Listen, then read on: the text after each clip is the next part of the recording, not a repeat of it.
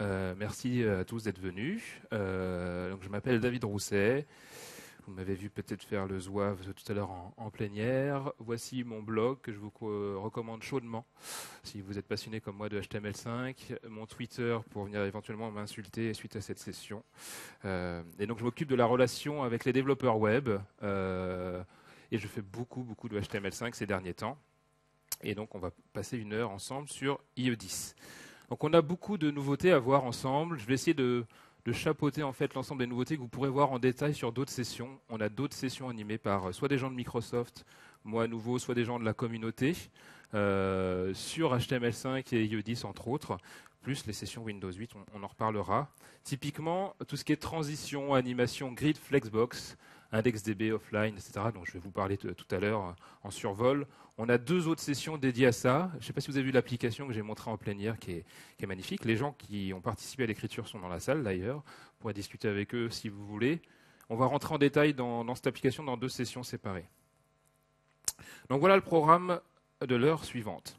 Alors avant de parler de HTML5, je vais clarifier certains points que je vois souvent dans les réseaux sociaux, les forums, etc.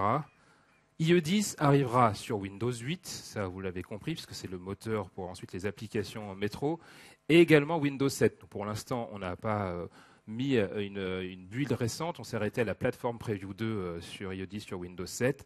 Là aujourd'hui, je vais vous montrer la plateforme Preview 3 qui tourne sur Windows 8, mais on aura bien IE10 sur ces 2 systèmes d'exploitation.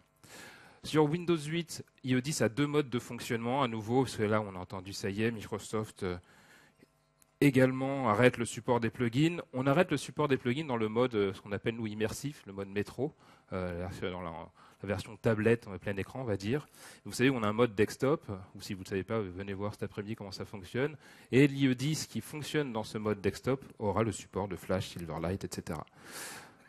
Un truc énorme, je l'entends souvent, ils sont trop nazes, MS, ils n'ont pas de correcteur orthographique dans leur navigateur.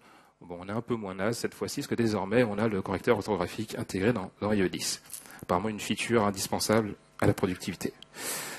Les nouveautés, on va commencer par une nouveauté pure CSS3. CSS3, pour toute la mise en forme, on va voir que c'est devenu particulièrement évolué. Et on va commencer par des démos de CSS3 2D qui étaient supportés dans IE9, 3D transform dans IE10, et CSS3 transition et animation. Bon, l'effet de transition de fondu, vous le voyez depuis tout à l'heure, donc vous le connaissez. L'effet de transition slide, comment il fonctionne? Je bascule sur le côté. Le slide and grow, hop, il fait ce truc magique. Et l'effet rail, que j'adore, un petit peu de 3D, 3D transform. Pourquoi je vous parle de ça? Parce que depuis tout à l'heure, je suis bien dans mon navigateur IE10, donc je me suis amusé à faire la presse, bien sûr, en HTML5. Pour parler de HTML5, c'est la mode de faire ça. La première étape, c'est 2D Transform. Donc ça se fait en termes de CSS3. Donc je vais vous montrer pas mal d'exemples qui viennent de notre site qui s'appelle le Test Drive. Assez simple à utiliser. Vous avez des opérations mathématiques de transformation, de translation, de rotation et de scale. Désormais, du coup, vous pouvez vous amuser avec uniquement le CSS3 qui est derrière. Donc on va le cacher pour qu'on puisse le voir un peu mieux. On voit les lignes à insérer dans vos feuilles de style pour faire ces effets-là sur n'importe quel élément HTML. HTML5, 4, peu importe. Donc ça, c'est pas quelque chose de particulièrement nouveau, mais c'est utilisé entre autres par l'effet de slide que je vous ai montré tout à l'heure. Donc il y a une opération de translation. Et on va voir comment on le couple avec un moteur d'animation. La version 3D, c'est toujours plus mieux, la 3D, vous savez. Donc je suis ce qu'on appelle une truffe atomique en 3D. Je pense que ça va vite se voir.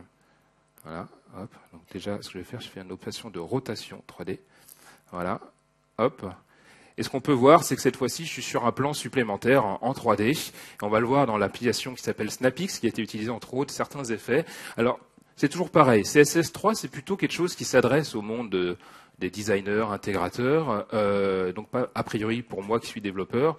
Moi, je vais faire rapidement des choses qui ressemblent à rien, sachant qu'il faut l'utiliser avec parcimonie. On peut avoir de beaux effets comme on l'a vu dans l'application de tout à l'heure. Bon, ensuite, j'ai peut-être déjà vu des démonstrations technologiques. On peut faire facilement avec ça des cubes qui tournent uniquement en CSS, juste pour la démo technologique, à voir ce qu'on peut en faire ensuite en termes de production derrière, de manière intéressante. Et on va le voir dans l'application un peu plus tard. Donc voilà, tout ce que vous voyez ici, par contre, c'est qu'on a le support ce qu'on appelle les extensions du navigateur. Alors, je vais lancer mon outil préféré. de Zoom, qui s'appelle Zoomit. Voilà. Et ce qu'on voit ici, c'est le "-ms là. C'est parce que c'est une spécification qui n'est pas encore terminée. Vous savez qu'il y a différentes évolutions au niveau CSS sur les groupes de travail. Et la partie CSS3, 3D Transform, chez Microsoft, c'est "-ms, chez Chrome, Safari, c'est "-webkit, et chez Firefox, c'est "-moz, "-o pour Opera, etc. Donc ça veut dire que là, pour l'instant, c'est un petit peu le côté problématique de CSS3.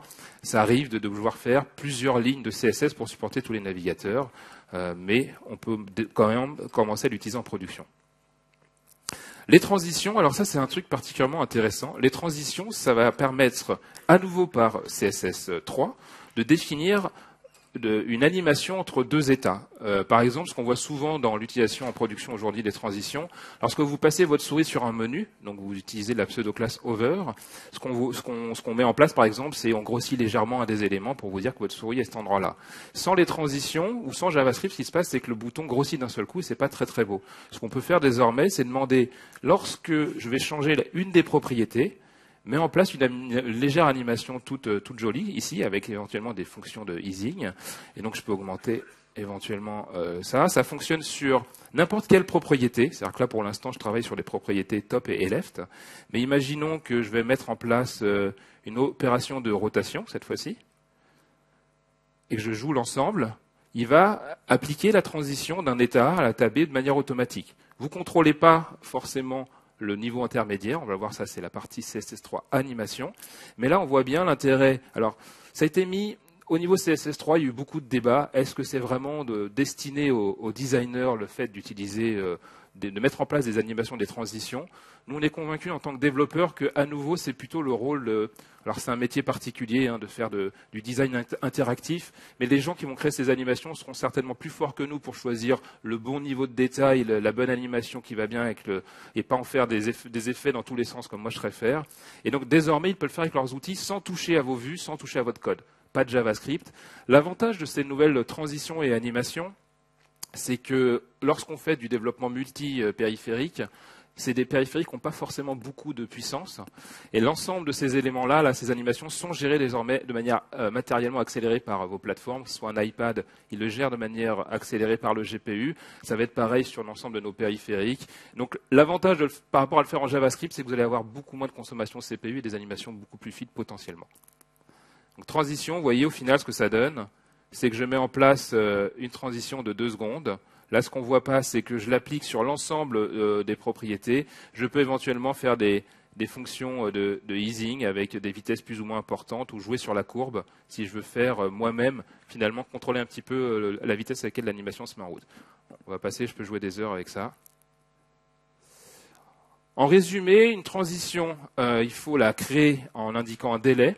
Parce que vous pouvez retarder le déclenchement d'une transition. On imagine que vous passez la souris sur un des éléments, vous voulez qu'il y ait une demi-seconde avant que l'élément grossisse.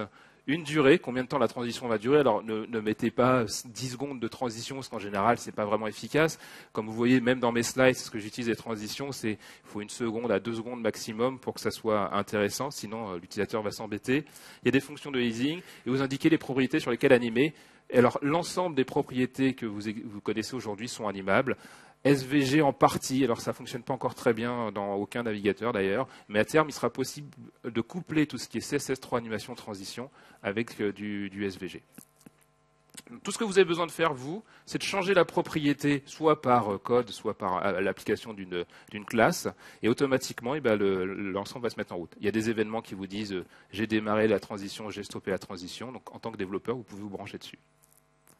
Alors, quelle est la différence avec les animations? Vous avez vu, je vous ai parlé tout à l'heure des transitions. Les transitions, je ne peux pas contrôler les étapes intermédiaires. C'est-à-dire que je dis l'état A et l'état B, et lui se débrouille pour faire les calculs intermédiaires. Les animations, là, vous allez pouvoir créer des keyframes, donc des étapes intermédiaires, et ensuite jouer sur chacun des keyframes pour contrôler de manière un peu plus fine l'ensemble.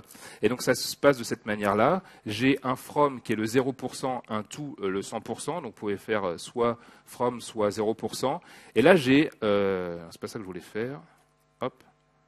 Et là, j'ai la possibilité de créer un keyframe intermédiaire. Vous pouvez en créer autant que vous voulez. Là, j'en ai du coup 3. Donc, par rapport à une transition, j'ai un état supplémentaire où je vais pouvoir animer de manière différente. Alors c'est pareil, imaginons que ce coup-ci, le keyframe à 50%, je change la fonction de easing. Et ce que je vais faire, c'est que je vais ajouter l'animation sur la propriété left. Hop, il va arriver à droite et il va revenir là.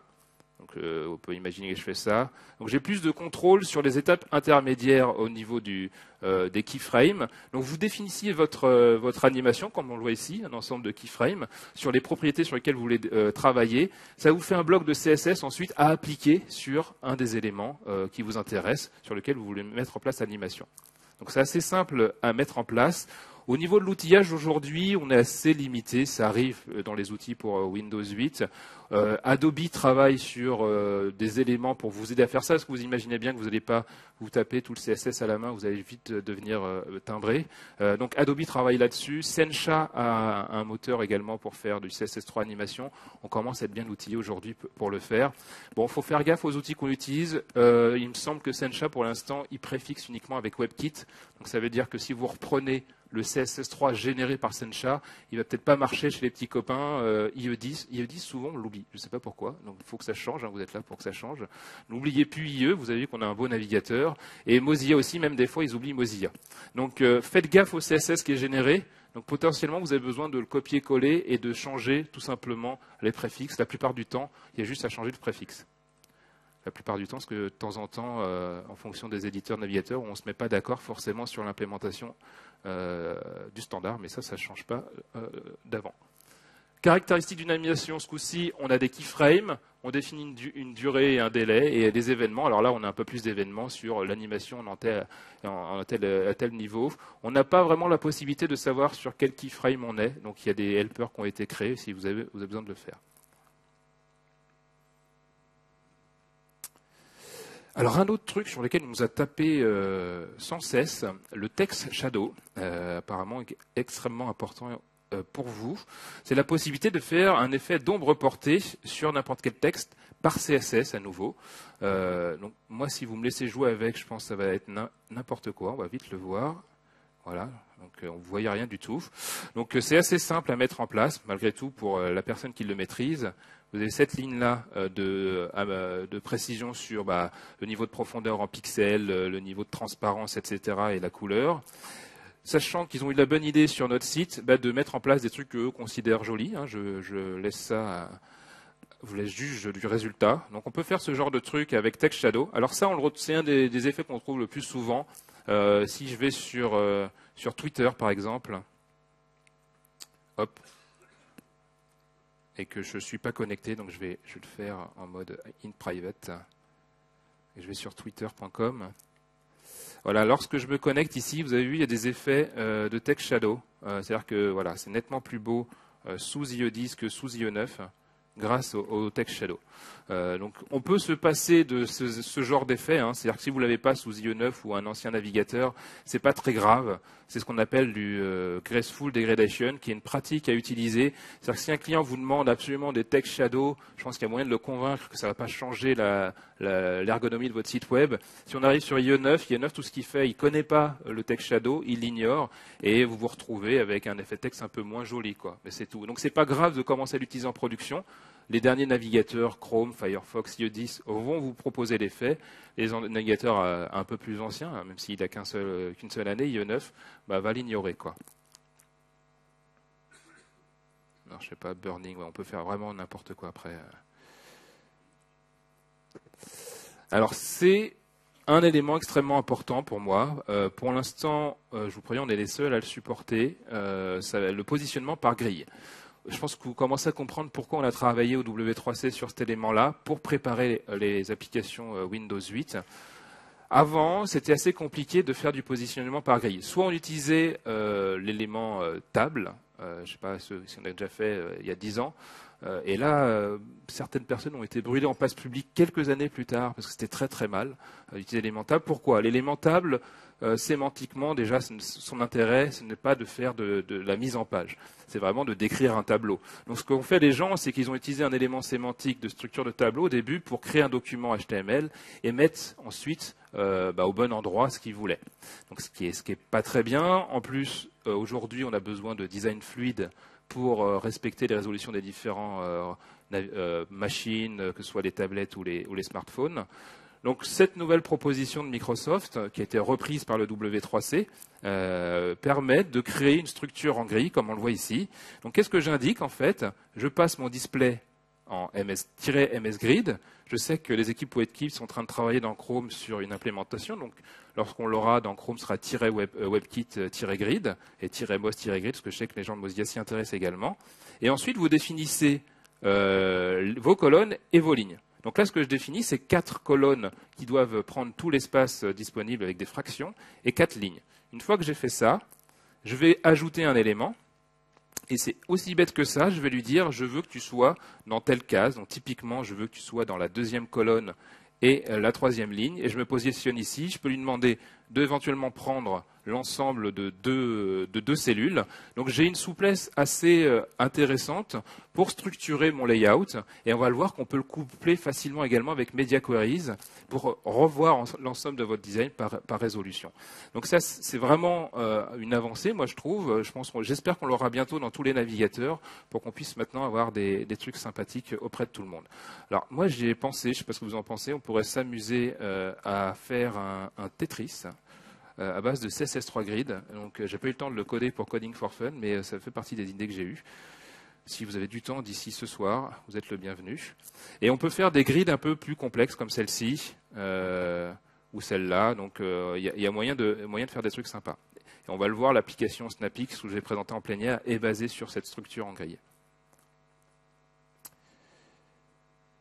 Donc pour résumer, ces nouvelles spécifications proposées par Microsoft, il y a eu pas mal de tentatives précédentes que quelqu'un propose une spécification de ce type-là. Donc pour l'instant, c'est -MS-Grid uniquement sous IE 10. Ça ne devrait pas tarder à arriver chez les autres. Et c'est vraiment la base du design métro dans Windows 8. Vous allez en retrouver partout dans nos outils.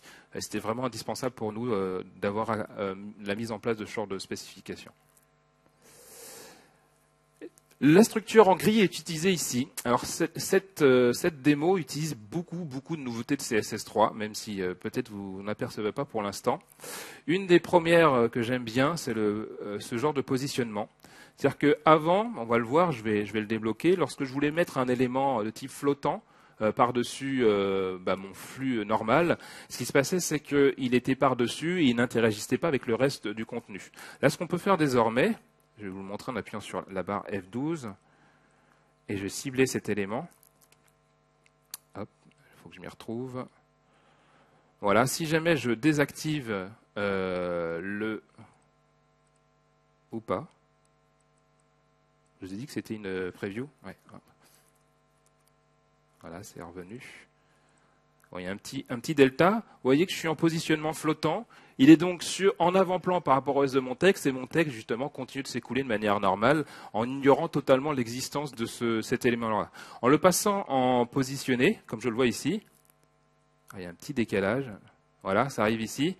Il finit par bien interagir avec le reste du texte, c'est-à-dire que le texte va pouvoir couler autour de l'élément de manière automatique, et donc ça va vous permettre de créer de nouveaux types de structures qui sont particulièrement intéressantes. Autre truc qui est vachement bien, c'est l'utilisation ici du multicolonne. Donc je vais revenir ici. Hop. Alors en 1024, je ne pensais pas que je serais en 1024. C'est un défi à chaque fois. Donc je vais me remonter d'un niveau. Et j'ai une iframe ici. J'utilise une nouveauté qui est les régions. Donc si je le désactive ici, vous voyez que j'ai un iframe qui est en fait présent ici avec tout le texte qui est là. Et ce que je lui demande, en fait, c'est de s'écouler dans deux éléments diff qui sont ici et ici, pour me permettre d'avoir, grâce à CSS3 multicolonne, on va le voir après, de passer de l'un à l'autre. Ouais, mon navigateur, il est à fond là. Hop. Voilà, je ne sais pas pourquoi, ça met un peu de temps. Je vais revenir en arrière, voilà. Donc comment fonctionne ce truc-là? Je vais revenir dessus. En fait, on a deux divs dans lesquels je lui demande d'écouler mon iframe. Et en fait, je les ai cachés par opacité. On va voir l'autre qui va arriver en arrière-plan. Ils sont présents tous les deux. sauf que je m'amuse, alors ce coup-ci par JavaScript, à changer l'opacité pour faire croire que je passe d'un élément à l'autre avec du paging en place. Donc là, ce qu'on voit, c'est l'utilisation de CSS3 Region qui vous permet d'écouler en fait un contenu qui est défini dans un iframe dans différentes régions que vous indiquez par des divs. Et je couple ça à du multicolonne. Je ne sais pas si vous connaissez le multicolonne. Il doit être présent ici. Je peux créer en fait un ensemble de colonnes, soit de manière dynamique, c'est-à-dire que je vais lui dire je veux que tu prennes l'équivalent de 4 colonnes, et il va se débrouiller sur la résolution de votre écran pour le casser en 4 colonnes différentes. Soit je vais lui indiquer, je veux que ça fasse 200 pixels de large, et dans ce cas-là, en fonction de votre résolution, vous aurez tant de colonnes qui seront créées. Donc là, pas mal de nouveautés de CSS3 qui sont mélangées, comme vous pouvez le voir, qui permettent d'avoir des layouts de ce type-là. Donc là, j'ai une grille, en fait, qui me permet de créer une ligne en haut, qui me permet d'avoir au centre, finalement, une colonne à gauche, une autre colonne tout à droite et mon contenu au milieu, qui utilise du multicolonne pour pouvoir finalement couper le texte en plusieurs colonnes, et l'utilisation du MS Position, ici, qui me permet d'avoir mon élément qui est finalement flottant, mais avec lequel le reste du contenu interagit.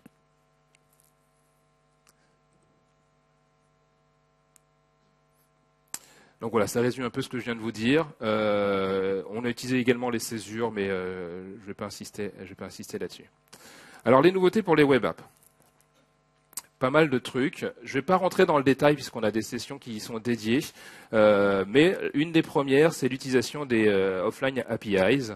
Donc, on a la possibilité de mettre en cache, en fait, un ensemble de ressources. Donc, l'idée est simple. C'est, imaginons que vous vouliez fonctionner sans la présence de votre serveur web. Donc, vous allez décrire via un fichier de manifeste qu'on va voir juste derrière les ressources que vous voulez télécharger sur le client. Alors, ça va être vos CSS indispensables, les images indispensables, le JavaScript, etc. Vous pouvez également indiquer qu'une partie fonctionne uniquement de manière connectée avec le réseau. Et ensuite, automatiquement, le navigateur va aller télécharger lors de la première connexion sur votre site web ces ressources indispensables au fonctionnement de votre application. En cas de perte du réseau, votre application va continuer de fonctionner. Alors, ça ressemble à ça, le manifeste. Vous déclarez un manifeste tout en haut de votre élément avec l'endroit vers le fichier. Et là, dans le manifeste, vous allez indiquer les éléments que vous voulez cacher et en cas de problème, quel type d'éléments vous voulez utiliser. On voit par exemple que fiche.mp4 va être forcément récupéré depuis le réseau. On considère que ce n'est pas indispensable. Alors, il y a un truc qu'il faut savoir sur le fichier de manifeste. Au début, quand on utilise finalement ce genre de fonctionnement offline, on pense qu'en mettant à jour un de ces fichiers sur le serveur, automatiquement, finalement, le navigateur va le voir et va télécharger les dernières versions. Non, la seule façon de le faire, c'est de changer le fichier de manifeste. Alors souvent, ce que font les gens, c'est qu'ils changent la partie tout en haut. Soit ils utilisent un GUID, soit ils utilisent une date. Ils changent juste la partie du haut pour que le navigateur s'aperçoive que le fichier de manifeste a changé. Dans ces cas-là, il te retélécharge l'ensemble des ressources. On n'a pas aujourd'hui de téléchargement delta en disant je sais qu'il n'y a que 2 CSS qui ont changé, est-ce que tu peux me mettre à jour uniquement ces 2 CSS? Il redescend toute l'application. Alors IndexDB, il y a eu 2 propositions au bout d'un moment pour faire une base de données côté client. Il y en a une qui est morte entre-temps et c'est celle qui a manifestement gagné. Vous permet de stocker des informations côté client gérées par le navigateur. C'est une base de données à la NoSQL, c'est-à-dire que ce n'est pas du SQL comme vous avez l'habitude de le connaître. Ce n'est pas une base de données relationnelle, il n'y a pas de sélecteur SQL. Donc c'est clé-valeur. Vous n'avez pas du coup de possibilité de faire des jointures de ce genre de choses. Tout va se faire en JavaScript. Bon, l'avantage par contre, c'est qu'il n'y a pas de dépendance vis-à-vis de l'implémentation du navigateur. C'est tout simplement parce que c'est une spécification du W3C. Donc tout le monde est en train de l'implémenter aujourd'hui. Pour l'avoir testé avec des développeurs qui sont dans la salle, c'est pas forcément très très sec sur les navigateurs. Chacun a implémenté des visions de la spec. C'est en train de se corriger nettement sur les versions que j'ai vues récemment, que ce soit chez nous dans les dernières versions d'IE10 ou à la concurrence. Donc ça commence à être suffisamment mature très bientôt pour pouvoir l'utiliser. Je vous en parlerai, c'est un peu une vision du futur pour l'instant qu'on voit sur certaines technologies. Certaines ne sont pas tout à fait prêtes à être utilisées. Celle-là, presque, mais pas encore. File APIs, là je vois moins de soucis sur l'implémentation. L'idée est assez simple, c'est de pouvoir laisser l'utilisateur fournir un fichier à votre application JavaScript, puisque vous allez fonctionner en plus en offline, pour que vous puissiez faire un traitement dessus. Potentiellement d'ailleurs la stocker en base de données dans IndexedDB, faire de la manipulation d'images avec le Canvas, si jamais vous utilisez des images, charger un fichier de configuration, on peut faire pas mal de choses. Donc vous avez finalement des objets pour lire les fichiers sur le disque. Alors attention, le navigateur et votre application n'a pas le droit d'accéder au système de fichiers sans que l'utilisateur donne son accord. Parce que sinon, ça voudrait dire que n'importe quel morceau de JavaScript accède à vos systèmes de fichiers. Je ne pense pas que ça va vous faire plaisir. Donc il y a des nouvelles méthodes pour accéder aux données. Pareil, je ne rentre pas trop dans le détail parce qu'on en parlera dans une session un peu plus avancée. Mais gardez ça en tête, aujourd'hui, on peut maintenant accéder au système de fichiers et le manipuler. Alors, la pub pour nos 2 sessions, David, Catu et moi-même. On va reprendre en détail l'application SnapX, on va insister plus sur l'offline et le stockage demain matin, et ensuite rentrer dans le détail de Canvas, SVG, des animations CSS3 sur on va dire, la partie plus graphique en fin de soirée. Alors au niveau des nouveautés interaction utilisateur, on a pas mal de choses. Le premier, c'est le drag and drop. Alors le drag and drop, c'est quelque chose que Microsoft a inventé avec IE5 et qu'on est les derniers à implémenter au niveau standard. Je ne cherchez pas à comprendre. Donc on l'a implémenté l'aspect standard, la voici. L'idée c'est de préciser qu'un élément ici présent, je peux l'interagir et faire là un super poème. Donc c'est l'idée de cette application. Mais ce qui est surtout intéressant, c'est que je vais pouvoir également supporter le drag and drop. Donc je vais prendre une belle image qui est celle-ci. Et voilà, elle arrive bien dans mon application. Ce qui se passe, c'est que là, on a mélangé 2 spécifications, à la fois le support du drag and drop, extrêmement simple, hein, vous avez des événements qui vous indiquent on drag, etc. Et ensuite, lorsque je récupère ça, je récupère un flux et je vais pouvoir le manipuler avec éventuellement les file APIs pour le faire. Donc, gardez ça en tête. Vous avez la possibilité maintenant de manière standard, sans utilisation de librairie JavaScript ou autre, de supporter le drag and drop pour faire ces merveilleuses choses. Alors le touch, c'est bien, mais vous allez voir que vous allez peut-être râler. Donc je peux toucher mon écran et il va me présenter des gestures. Le touch, aujourd'hui, il n'y a pas de consensus sur la mise en place, on va dire, d'API que tout le monde va supporter de manière standard. C'est que je suis en train de voir plus ou moins 2 ou 3 directions d'implémentation du touch. Donc là, je vous présente la nôtre, bien sûr. Les premiers à avoir supporté le touch, c'est bien sûr WebKit pour les iPhones et les iPads. Et aujourd'hui, nous, on a fait pour l'instant un petit dérivé sur cette implémentation. Il existe des articles pour supporter le touch sur tous les navigateurs, mais c'est comme avant. Il faut tester, est-ce que c'est MS machin, est-ce que c'est WebKit bidule, pour pouvoir supporter le touch. Alors c'est très très proche, mais ce n'est pas identique. Là, ce que je fais, c'est quand je touche finalement mon écran, il me donne un ensemble de points avec les coordonnées, je vais zoomer si vous voyez, que sont la translation X, Y, etc., avec un ID pour chacun des points. Pour que moi, ce que je puisse faire en tant que développeur, c'est avoir un moteur de gesture. Alors, on ne vous fournit pas de manière standardisée le fait que ça soit un carré, même si pas tout à fait carré, ou c'est un rond. Ça va être vous, justement, en tant que développeur, de récupérer cette collection de points et de faire de la reconnaissance de forme de manière classique. Alors nous, on sait le faire sur Kinect, par exemple. Kinect, j'ai un collègue qui a bossé sur un moteur de reconnaissance de forme, j'en ai discuté avec lui, on pourra le reprendre. Reste à faire attention au perf du moteur JavaScript. Alors on pourrait le coupler au worker que je vais vous présenter un peu plus tard pour justement faire en multithreadé ce travail sur cette détection de gesture. Donc voilà, gardez en tête que nous, on a un support du touch. Ça permet de faire des trucs indispensables dans les sites web, ce genre de trucs. Maintenant, je peux toucher mon écran qui est 2 points de contact et ça marche bien. Alors, les tablettes, j'en ai une ici dans mon sac, mais je ne l'ai pas branchée. Les tablettes qu'on avait données à la conférence Build supportent par exemple 10 points de contact. Vous allez avoir la possibilité de gérer les 10 doigts de la personne sur vos applications web avec des API pour les développeurs JavaScript. À vous de faire attention, c'est pas facile de gérer 10 doigts quand on savait gérer qu'un pointeur de souris et le clavier. Donc il faut revoir pas mal son ergonomie pour pas que ça parte en vrille. Donc chez nous, notre vision, c'est d'utiliser finalement qu'un seul modèle pour gérer à la fois le touch, la souris et éventuellement un stylet, puisque vous savez, par exemple, ça c'est un tablette PC, on peut avoir un stylet, ou sur la tablette qui est donnée à Build, il y a un stylet. Et en fait, on fait un niveau d'abstraction qui s'appelle le MS Pointer, avec des événements du coup qui sont levés comme MS Pointer Down, Move, Up.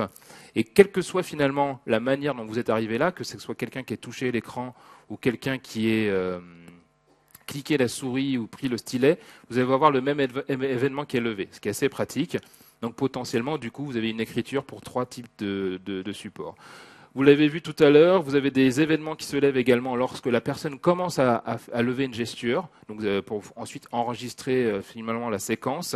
Vous êtes notifié lorsqu'elle est terminée. Lorsqu'elle est terminée, à vous de décider ce que vous voulez en faire.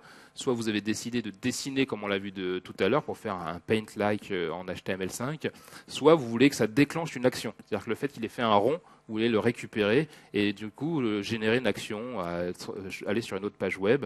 Alors on peut imaginer aussi récupérer de créer de nouvelles gestures. Par exemple, dans Windows 8, on en a créé une nouvelle qui est le Zoom Out. On pouvait imaginer créer vos propres gestures avec ce moteur de gesture. Alors je vois que je speed bien, puisque en une demi-heure j'ai couvert plein de trucs, mais je peux passer 2 heures sur SnapX, donc ça ne me pose pas de problème.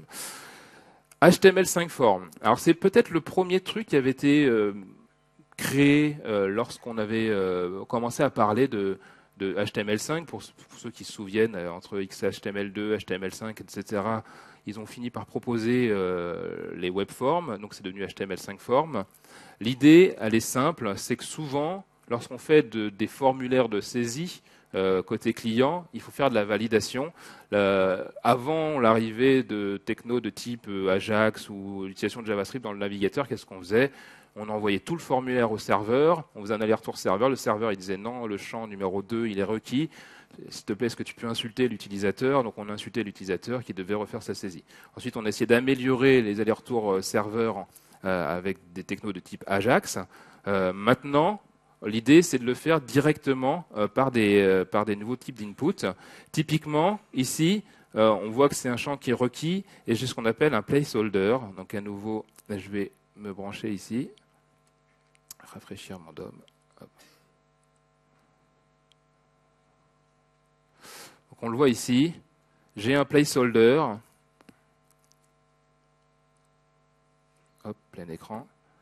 Qui me dit qu'il faut mettre un texte finalement un peu grisé pour dire à l'utilisateur tape ton prénom et ton nom. Donc là c'est John Doe, puisque ça vient d'un site des États-Unis.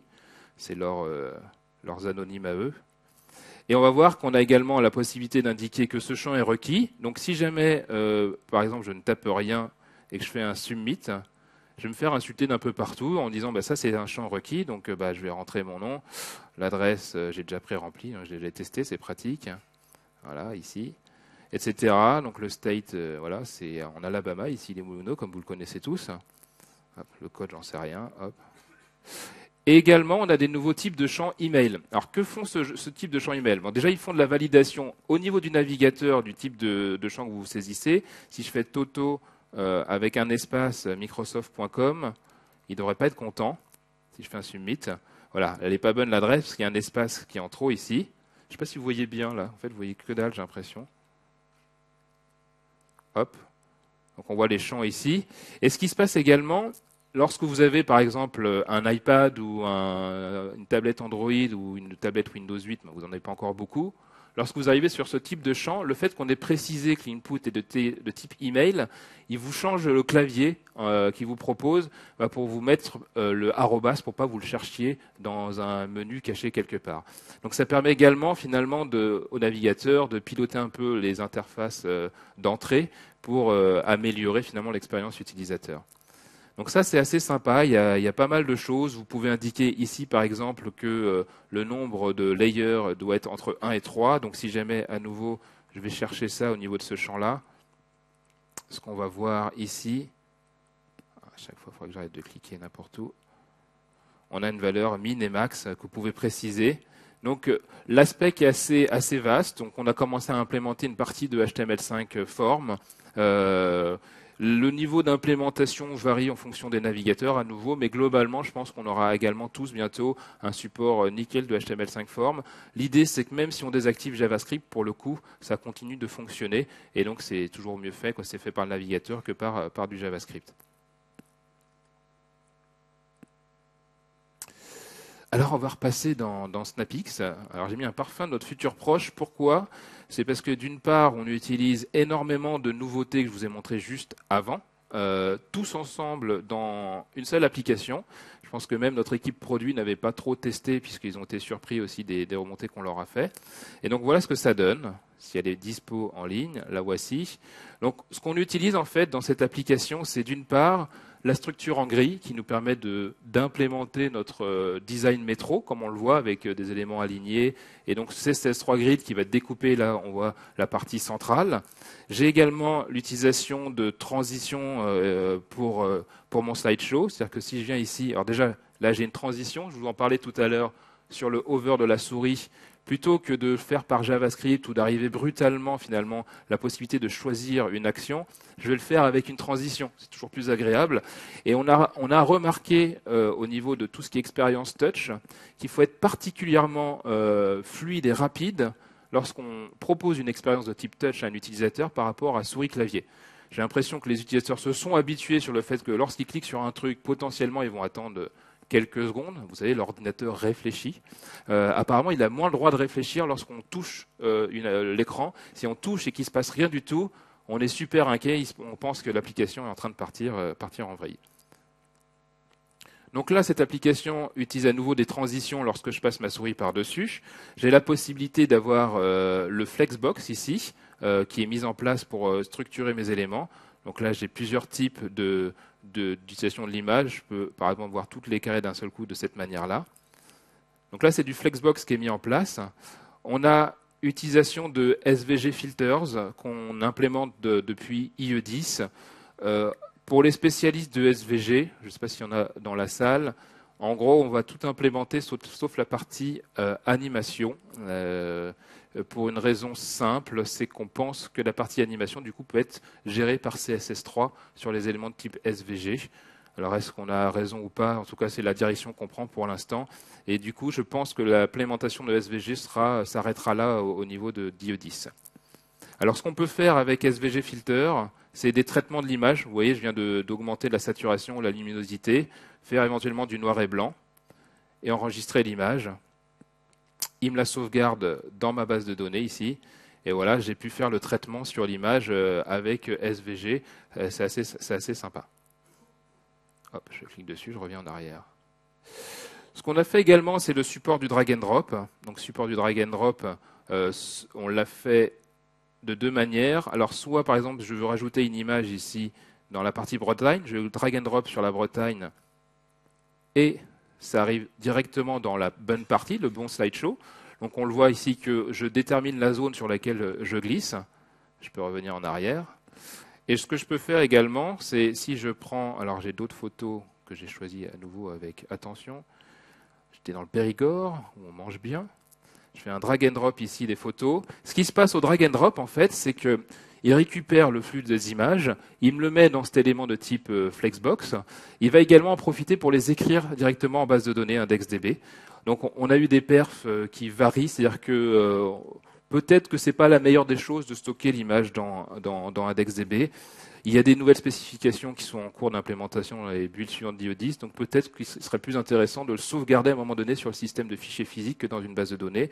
Ou alors on a un nouveau type de fichier qui s'appelle les blobs qui arrive, qui permet d'augmenter les performances. Donc là, on a essayé vraiment de faire des expérimentations. Notre but du jeu avec cette application, c'était de mélanger le plus grand nombre de nouveautés HTML5, CSS, 3, pour pouvoir avoir ce type de résultat. Et on est quand même plutôt particulièrement content du résultat. C'est quand même assez chouette. En plein écran, elle est prévue pour fonctionner en 16/9. C'est difficile de savoir qu'on est en train d'avoir une application HTML5. Alors, ce qu'elle supporte également, c'est le mode offline. Le mode offline va me permettre, en coupant le réseau ici, hop, de stopper le site. Et elle va continuer de fonctionner, même si je fais un F5 là. Elle continue de fonctionner tout simplement parce qu'elle a pris en cache tout ce que j'avais récupéré comme fichier.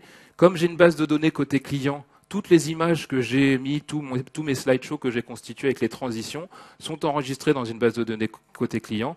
Donc je n'ai pas besoin du tout d'une présence serveur pour que cette application fonctionne. Donc on a bien l'utilisation de beaucoup de choses avec HTML5.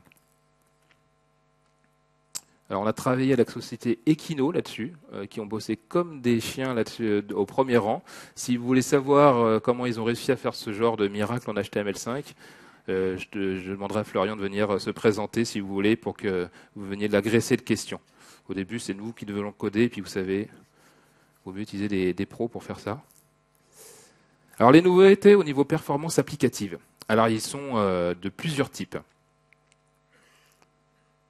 La première, c'est WebSocket. Alors, j'ai pas réussi à trouver une démo WebSocket qui me plaisait vraiment. Alors, il y a celle-là. Vous allez me dire ce que vous en pensez. L'idée de WebSocket, alors déjà, il y a tout un historique sur WebSocket qui est séparé en deux parties. Il y a la partie protocole qui est gérée par l'IETF et la partie API qui est gérée par le W3C. Vous avez vu à quelle vitesse on avance sur les spécifications. Lorsqu'on mélange en plus deux groupes, ça avance encore moins vite.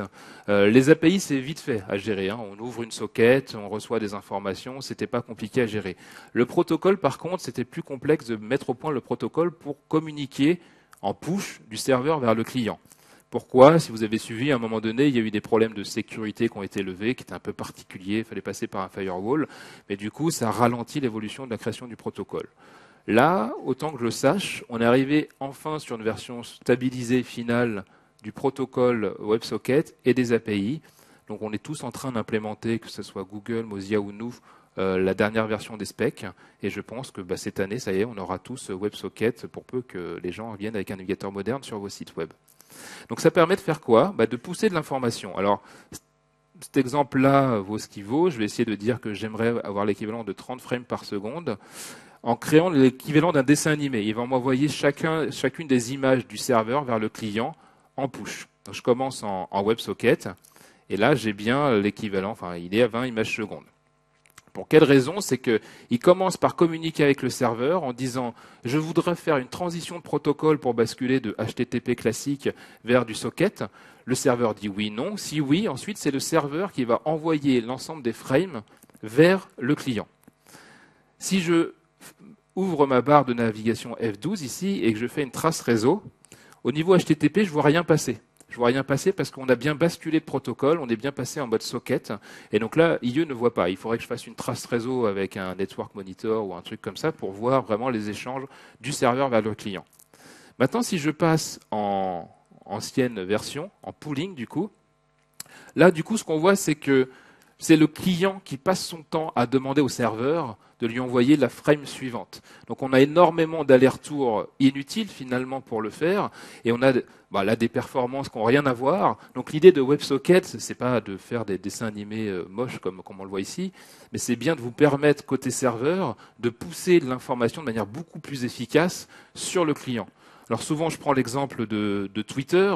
Ce qui se passe aujourd'hui lorsque vous allez sur l'application Twitter, au bout d'un moment, vous avez vu, il y a des nouveaux messages qui sont apparus en vous disant, voilà, tu as de nouveaux tweets sur ta timeline. Ce qui se passe, c'est qu'en JavaScript, on fait que du pooling. On va stresser le serveur Twitter tous les N millisecondes. Salut Twitter, tu as de nouveaux messages, tu as de nouveaux messages, tu as de nouveaux messages. Donc on sature la bande passante pour rien. La bonne façon de le faire, ça serait de demander à Twitter, voilà, ouvre-moi une socket et transfère-moi les informations lorsqu'elles arrivent réellement, ce qui est beaucoup plus efficace. Je ne sais pas où ils en sont d'ailleurs, Twitter. Je crois que c'est en cours aussi.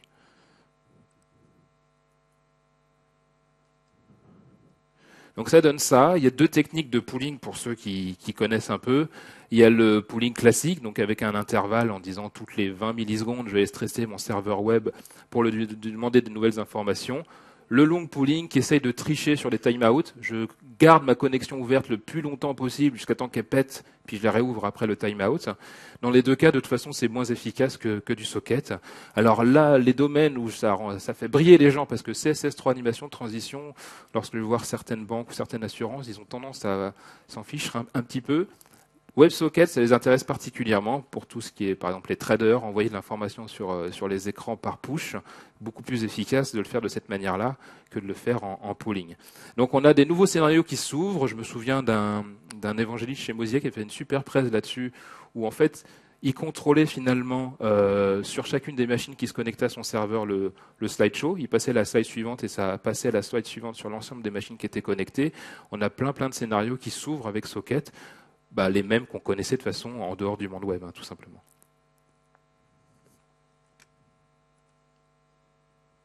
Alors, la démo la plus graphique de ma présentation, c'est celle-là.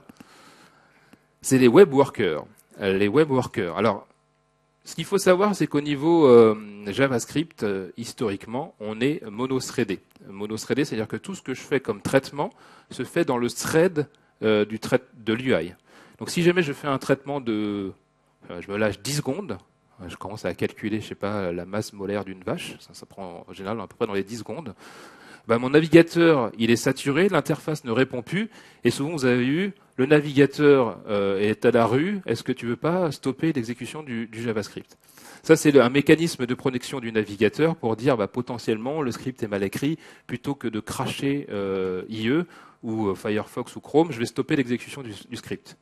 Pour éviter ça, en fait, les éditeurs de navigateurs ont travaillé sur une spec qui s'appelle WebWorker, qui nous permet de faire l'équivalent de multithreading. Donc je vais pouvoir créer l'équivalent d'un thread avec lequel je vais communiquer par message, on va le voir, et je lui envoie un ensemble d'instructions à faire. Alors je vais vous faire souvent c'est du Mandelbrot ou du ray tracing, c'est ce que je vais vous montrer, et je vais pouvoir le paralléliser un minimum. L'avantage aussi, c'est que je vais pouvoir libérer le thread graphique pour éviter de rendre inefficace l'interface.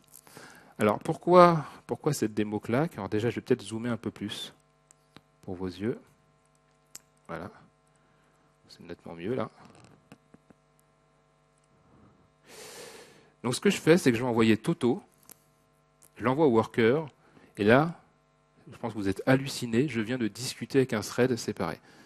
Alors le plus simple, c'est plutôt de vous le montrer de cette manière-là. Je vais faire du debug du JavaScript, ici. Et ce que je vois ici, c'est que j'ai un worker qui est ici, qui va être instancié par ma page principale. Hop, donc je vais recommencer, test, j'envoie n'importe quoi. Là, je peux débugger mon web worker, et là, je suis en train de tourner sur un thread séparé. C'est-à-dire que si je retourne ici sur ma zone de saisie, où j'ai mis des combo box ou quoi que ce soit, je n'ai pas figé l'interface graphique, et je suis un deuxième thread qui est en train de faire son traitement. Là, le traitement, les questions est extrêmement simple. J'envoie du JSON qui m'indique est-ce que je suis en train d'initialiser mon thread ou est-ce que je fais un hello world. Là, il prend le message que je lui envoie, il le concatène et il l'envoie ensuite au thread principal par un message. Alors, c'est assez simple. La communication entre, on va dire, deux workers, c'est uniquement par message. Donc, vous devez JSONifier, stringifier vos objets pour les envoyer au worker. Attention également, si ça vous prend plus de temps de démarrer un thread et de communiquer avec lui que de le faire dans le thread principal, ça peut d'intérêt. Et il y a un autre truc qui est problématique avec les workers, je fais tout le côté pas bien des workers, mais on trouvera des scénarios intéressants, c'est qu'on n'a pas accès au DOM. Comme souvent dans le multithread, on n'a pas accès à des ressources critiques. Le DOM aujourd'hui n'est pas ce qu'on appelle thread safe. On n'a accès à aucune ressource graphique. Donc vous ne pouvez pas prendre par exemple un canvas et vous amuser à écrire dans le canvas avec des threads séparés. Tout ça, ce n'est pas possible. Donc tout ce qu'il faut faire, c'est des traitements purs JavaScript, sans accès au DOM, dans les workers.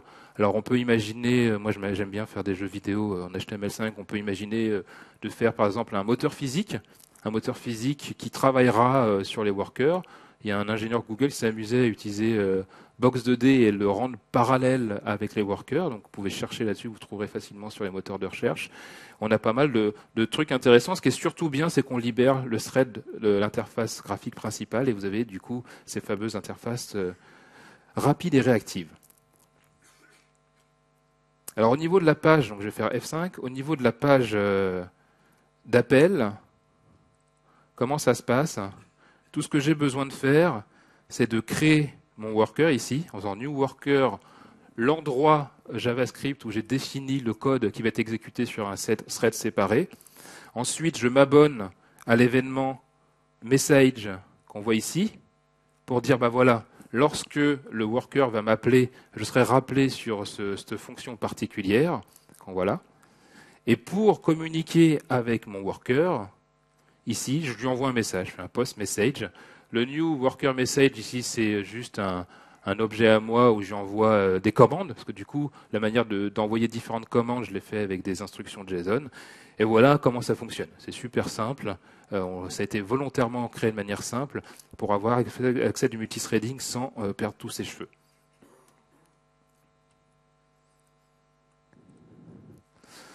Alors ça permet de faire quoi?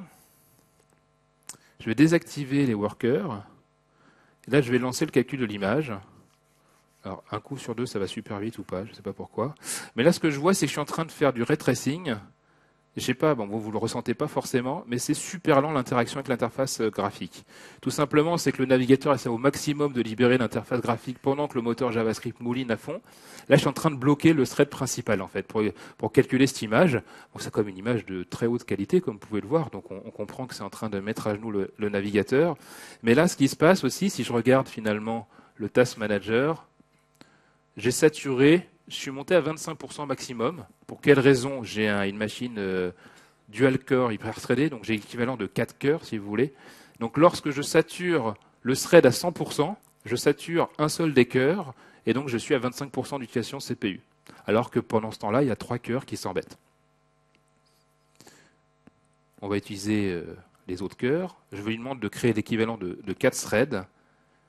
Ça devrait aller un peu plus vite. Et ce qu'on voit surtout, c'est que mon utilisation CPU monte à presque 100%. Là, pour le coup, je suis nettement plus efficace. Je suis en train de vraiment utiliser toute la puissance disponible de ma machine. Et donc, c'est vraiment important de penser worker, malgré tout, même si c'est tout nouveau. On voit l'iPad 2 qui a commencé à avoir une machine de type dual core. Les processeurs ARM aujourd'hui qui vont arriver dans nos tablettes seront de type quadricœur. Donc, vous, en tant que développeur JavaScript, n'oubliez pas que désormais, vous avez des armes aussi pour utiliser au mieux les capacités du CPU. En plus, c'est vraiment pas compliqué. Il faut juste trouver le scénario qui va bien.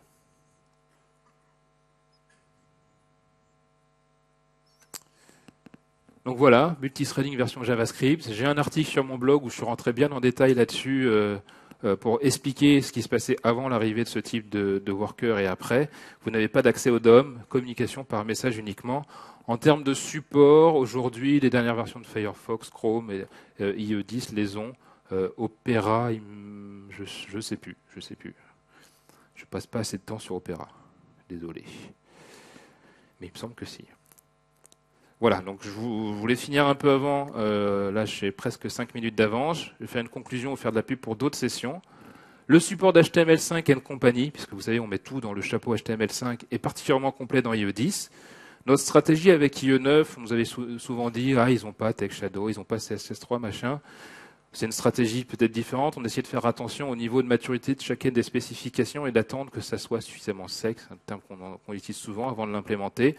Et on a continué sur notre lancée avec IE10, où le temps qu'IE10 sorte, certaines des spécifications comme IndexDB a changé entre cette version-là et la version d'après, on a corrigé la spec. C'est-à-dire que comme on n'a pas un cycle de mise à jour automatique toutes les 6 semaines, on fait plus attention au niveau de maturité de la spécification avant de l'implémenter. Mais tous les jouets que je vous ai montrés dans cette session, cette année, c'est définitivement l'année du HTML5, on les aura tous de manière complète. HTML5 est prêt à faire des applications dites natives. Alors, on a un petit peu abusé du native HTML5, on a pris cher en retour.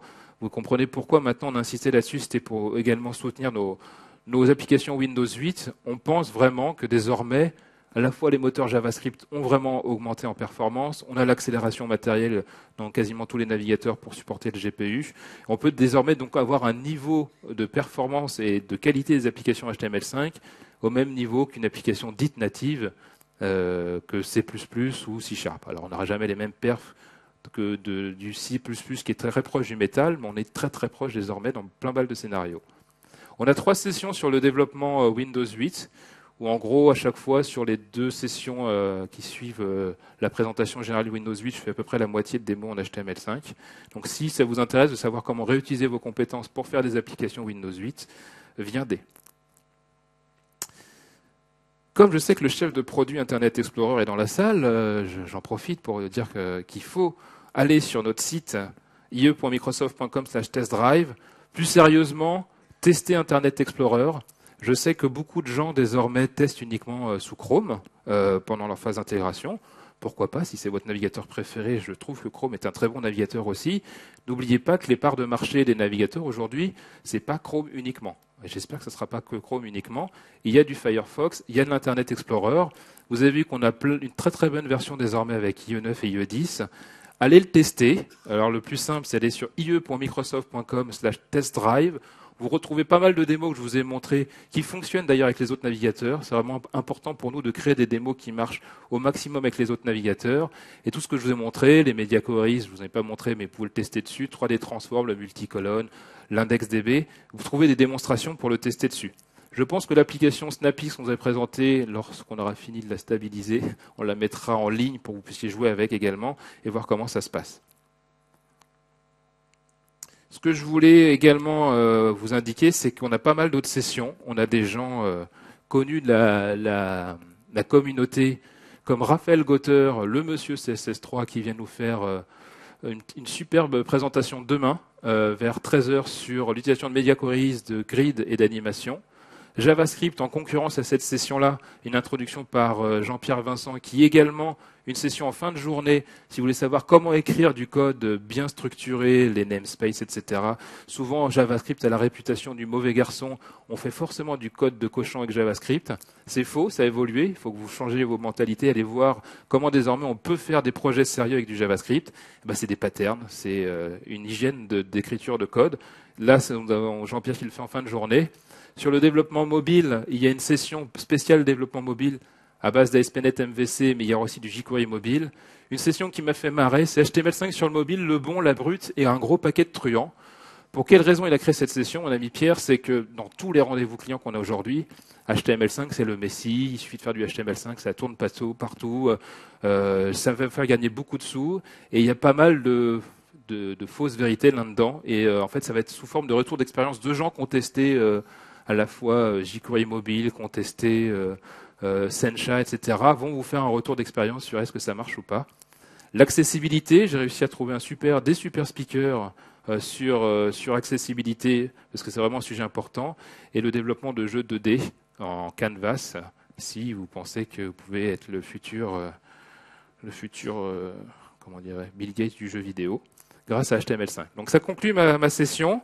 Ça nous laisse 5 minutes de questions-réponses, si vous le voulez. Il y a des micros pour me poser des questions sur cette session ou sur HTML5 Vision Microsoft, si vous le souhaitez.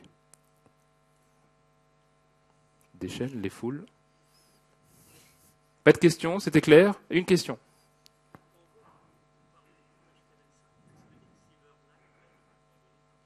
Alors, une question dure dès le début, qui me dit, je vois que vous mettez beaucoup en avant Silverlight, c'est ça? Non. Vous parlez beaucoup de HTML5, quel est l'avenir de Silverlight? Alors, en plus, je suis un ancien évangéliste Silverlight. Ce qui se passe, c'est qu'on a sorti Silverlight 5 récemment, donc qui fonctionne sur Windows 8 en mode desktop, puisque la version Metro n'est que plugin free, et on l'a annoncé un support de 10 ans. Voilà, c'est-à-dire que tout ce que vous avez créé, tout ce que vous continuez de créer sera supporté par Microsoft. Ça veut dire aussi qu'on va peut-être moins investir sur le développement du plugin, mais on le retrouve sur le Windows Phone, on le retrouve sur la Xbox en fait.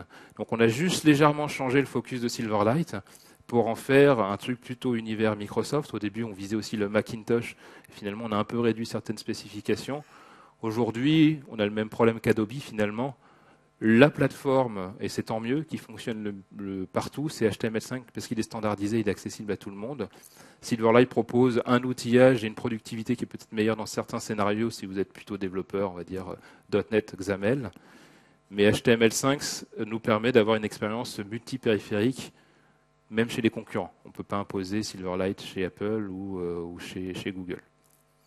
Donc il reste vivant, et c'est vrai qu'il est moins mis en lumière, ce qui a tendance à rendre nerveux nos développeurs Silverlight.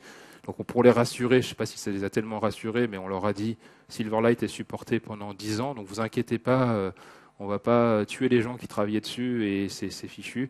Vos projets vont continuer de fonctionner, donc terminez vos projets.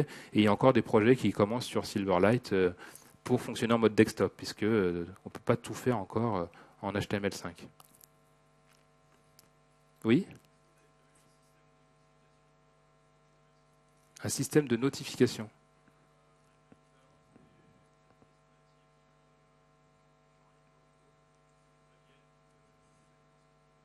Du push, c'est ça? D'accord. Alors ça, on l'a prévu plutôt dans tout ce qui est Windows 8. Sur le push, hmm.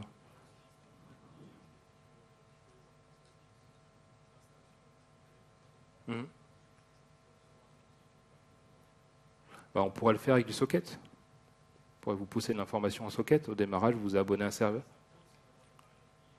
Ah oui, sans... Non, alors ça, non. Pas à ma connaissance. Ah, peut-être, ouais. Je regarde ce que font Mozilla, mais j'ai peut-être loupé celui-là. Une autre question là-bas?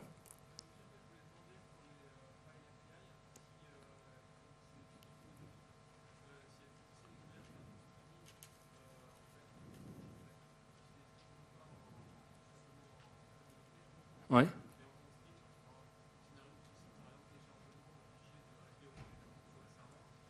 Mais là, c'est plutôt c'est pas File API, c'est pour discuter avec le système de fichiers local uniquement.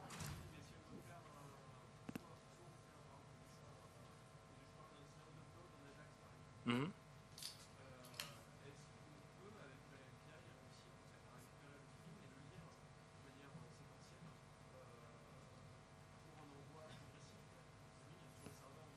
Non, bon, c'est pas prévu pour ça. Non. C'est vraiment pour la manip locale. Donc non, désolé. Alors, il va falloir parler très fort ou s'approcher d'un micro si vous êtes tout au fond. Hein.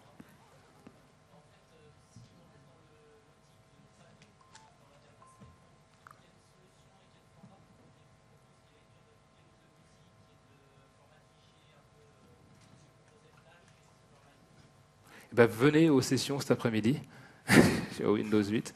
Donc le sujet n'étant pas Windows 8 là, où on peut en discuter après. Vous pouvez venir me poser la question là après sur Windows 8. Bon, si vous n'avez pas d'autres questions, je vous libère. Et puis bon appétit.